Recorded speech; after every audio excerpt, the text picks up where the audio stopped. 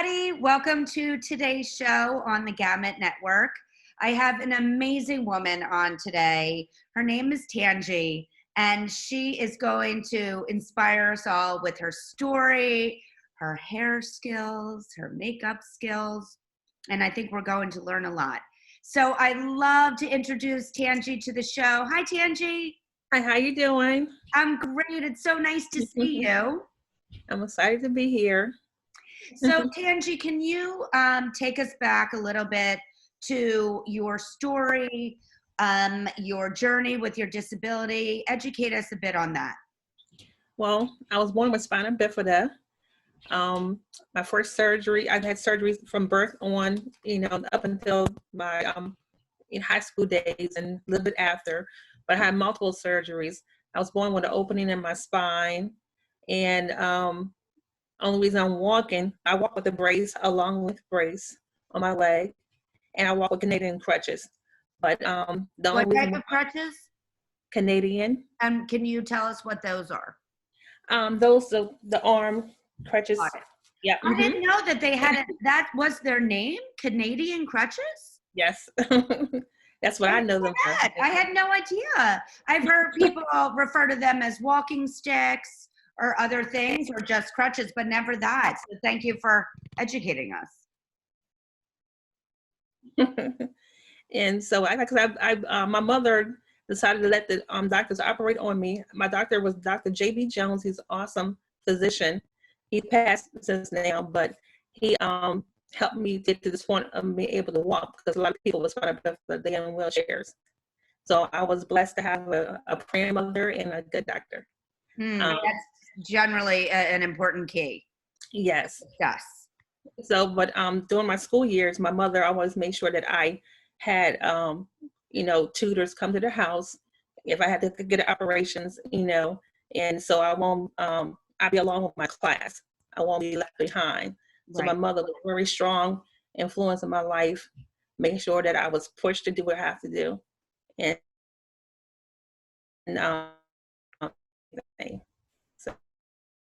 And did you go to a typical school that you got accommodations, physical accommodations, or did you go to a different type of school? I went to a typical school. My mother, they tried to put me in a school for special needs, or, but my mother said, there's nothing wrong with her brain. She can follow along with everybody else. So she fought for me for that. And they took me to multiple testings and so forth. And I remember one tester, they kept on asking me the same question in different ways. And I'm looking at her like, why are you asking me the same question? I knew they was asking me the same question, like, but in a different way. I knew what they was talking about. Like, yeah. First of all, I love your mom because she wasn't taking no for an answer. She knew what your capabilities were, and she wasn't willing to compromise on that. And I think that's such an important aspect of what we had to deal with as mothers of children with disabilities, is that kids with disabilities can get pigeonholed into they should be over there, when the reality is they could be in with all the other kids, and that would really be everybody's goal, just with modifications and extra support, which sounds like what your mom tackled. Yeah, the adjustments, even them to have my bus to come down my street, they didn't want to do that. My mother, she fought for them to do that as well. Love your mom. Yes. She sounds like an amazing woman. She is. She is. So now we journey through school. Were there any challenges in terms of social? How were the kids in relation to you?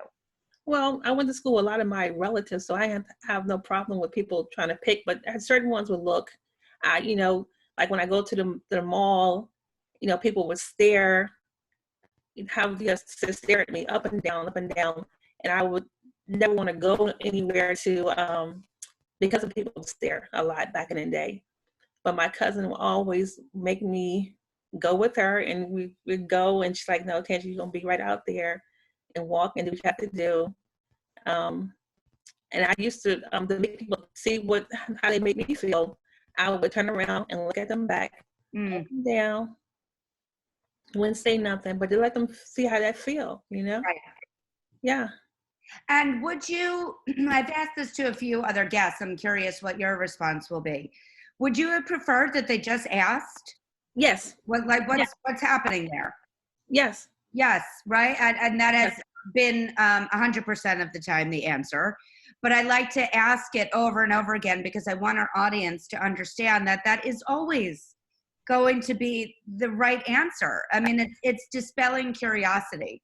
They're staring at you because you're doing it differently. You're walking differently. You have support to walk. All it takes is just asking, what are those, or why do you walk like that, or any, and then everybody goes on their merry way. And hopefully they feel a little bit more educated and conversational that they could talk to you about it. Exactly. I have no problem, explaining it to people. I have no problem at all, Yeah. I love for them to say something. So now we're journeying through high school, and I know that you thought that you were maybe going to go into fashion because that was important to you. Tell me a little bit about that. Yes, I can draw. My father was a great artist, but he, just on the side, but I can draw, but I wanted to become a fashion designer because every time I go to the orthopedic doctors and they'll have the choices of shoes for me were hideous. My first pair of shoes that I had, that I can remember, was like the Little House on the Prairie type of shoes, but lace from the toe all the way up to the past the ankle. And I'm like, oh, there got to be something better. My mother always trying to make sure that I have, fashionable clothes that I like and so forth. But the shoes, it killed me. And Educate our audience on what were the challenges with your shoes or your disability. Well, as far as the fashion, the style, it just was, they were durable because they had to be durable because I can only get shoes maybe every 6 months because they cost so much money for my mother and them to get shoes for me. So when I pick shoes, it got to be neutral colors, had to be like I said, durable, the last, because I was a go-getter. I never sat down. I always went up and go and doing something. So I would wear holes in the bottom of the shoes. So they had to be durable. And do you think that you wore through shoes quicker than a typical person because of how you needed to walk? Had I needed to walk, and then I never want to sit down. Yeah. I've broken a couple braces in half just because I want to continue to try to walk and get my exercise and do what I have to do. So the challenge was finding durable and fashionable. Yes, it wasn't connected. And it's connected today. Yeah. And so I just want to underscore that because I think it's something that, able-bodied people we naturally take for granted, that you need a new pair of shoes, you go to the store and get a pair of shoes. It seems like something that we don't even stop and think about. But for you, Tangie, not only did you have to think about it, but you had very few choices of shoes that could meet your needs, which is something that certainly we are working on, not only through Gamut Management, but also through Runway of Dreams to help educate the fashion industry of the importance of clothing and footwear to who you are as a person and your confidence level. Because I would imagine wearing shoes that weren't stylish probably made you feel not so great confidence-wise. Not complete. It's not complete, especially dealing with a lot of people that I do makeup behind stage and the fashion, doing the hair and like, oh, I want some shiny shoes. I want some pretty shoes. Yeah, so we're working on it. Get there. So now when did you pivot to start to focus on hair? Soon as my dream of going to fashion school kind of went to the left, I just started, I think I'm gonna go to hair school. I like to do hair too. And so I started doing hair in 1990 in South Carolina, Columbia, South Carolina. And then I did it in New Jersey and now here in Virginia. In Virginia. Yeah. And what type of hair do you do? Do you do it for events or through a salon? Oh, I'm doing in a salon, but I do on the side when one of my friends that does fashion want me to do hair behind stage or do makeup behind stage. I do that as well. I love it. And I do want to just make sure that we let the audience know that you're not doing this for people with disabilities. You're doing this for everybody. Everybody, yes. Everybody. Because I want to definitely highlight that people with disabilities can do many, many, many things, because you're a person first, you're educated on hair and makeup, and you're very good at what you do, and it doesn't matter that you have a disability. It's irrelevant. Your profession and your experience comes first. And I know a lot of people have a certain persona about hairdressers too, you know, being far as intelligence, but we got to be intelligent to do hair as well, because we work with the chemistry and so forth.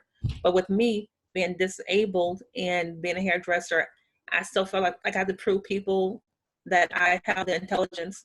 So I went back to school as well. I'm currently going back to school for my DBA, my doctoral degree as well. Fantastic. Yeah. Isn't that interesting? I'm so happy that you brought that up, because we haven't yet kind of approached that subject with our guests. But I do think that the natural inclination is that all people with disabilities also have cognitive issues. Yes. Yeah. And that is really interesting, because I definitely have experienced that with my son as well, that because he physically does things differently, people think that cognitively he also is behind, until he opens his mouth, and then he makes it very clear that he is A-okay. But and it sounds like you've experienced that as well. Oh, yes. Yes. So I always have to constantly prove myself. Like I said, I can think for myself. I'm intelligent. So I go another level, you know, with the education. This is to show people like I have a brain. Absolutely. And I think that also goes to the fact that people with disabilities actually have 2 times the productivity in the workforce as an able-bodied person, because you have to work harder to prove yourself, and you're dedicated employees or professionals. And I think that you are certainly proving that. Definitely. I'm trying to get it out there. Well, I think that certainly our audience is going to want to learn more about you. What is the best way for them to connect with you? Is it on Instagram? How can they reach out to you? They can reach out to me on Instagram. I have 2 daughters, so I use their names combined with my Instagram is TIATYM. TIATYM. Yes, that's my Instagram. Or I'm on Facebook too, Tangie Edwards. Okay, great. Because I think people are certainly going to know where you work and styles and tips that maybe you have. So we want to make sure that they can connect with you. But Tangie, before we go, I like to ask my guests one final question for something that's very important to me. And that is living by a vision board. That I very much believe that we as humans can manifest our futures and our dreams and our goals by making sure it's in front of you at all times. And I have mine at my fingertips, because it has me with Oprah and Ellen and having this show on television someday, etc. What would be on your vision board? To get people to know the abilities of people with disabilities. That's, you know, it's unlimited what we can do if they just you know, open their mind and don't be so I don't know what to call it. Narrow-minded. Yes, Yeah. narrow-minded and so forth, and what we can do. And you are proving that. So thank you so much for joining us today on the show. I loved speaking with you. If you would like to be on the Gamut Network, please email us at talent@gamutmanagement.com, and please make sure to subscribe to our YouTube channel at the Gamut Network and all of our social handles on Gamut Management. Thank you again, Tangie. Okay, thank you. Bye.